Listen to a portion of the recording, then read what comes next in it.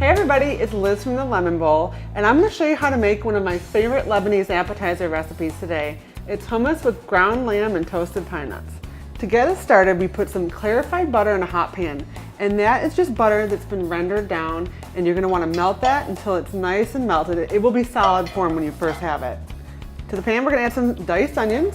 Now, whenever I do cook onions, I like to sprinkle in a little salt and pepper, and that will help them cook down a bit faster. Whenever cooking from scratch, you want to kind of season as you go, and that way at the end you're going to have a really well-balanced, flavorful dish versus just seasoning at the very end. You're going to notice when you cook with clarified butter, also known as ghee, it's got a really warm, nutty flavor to it, different than traditional butter. It's unsalted though, so you'll want to always make sure to add salt. So the onions are starting to get really cooked, they're nice and translucent.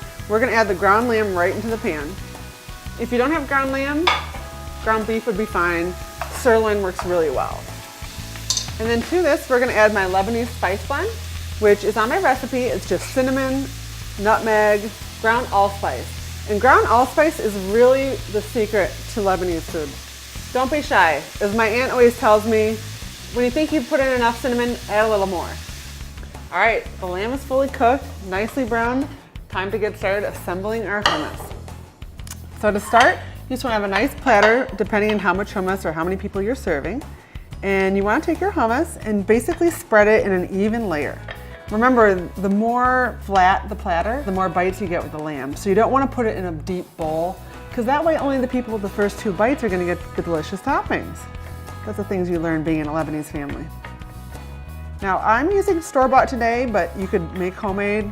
I have a delicious homemade recipe. It's from my great Aunt Vive. The secret to good hummus is a lot of lemon juice and a lot of garlic. My mom likes a little extra tahini. My aunt likes cumin. I don't like cumin in my hummus.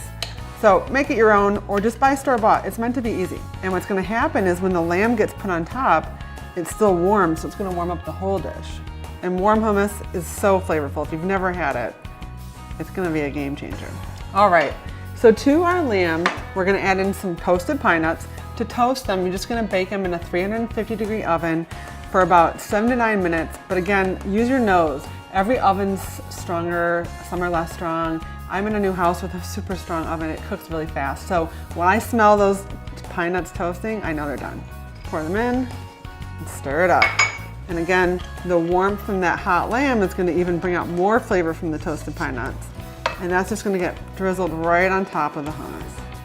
I've served this dish with pomegranate seeds on top before. Really good, super bright and flavorful. If you don't have those available, I usually just do a little fresh parsley on top. It's bright, it's fragrant, and it's going to kind of balance out the heartiness, the richness of the lamb. And that's it. You want to get some pita bread, you could use crackers, whatever you want. You could use a spoon. I've done it. Serve it to your friends. They're going to love it, I promise. Head to thelemonbowl.com for the full recipe.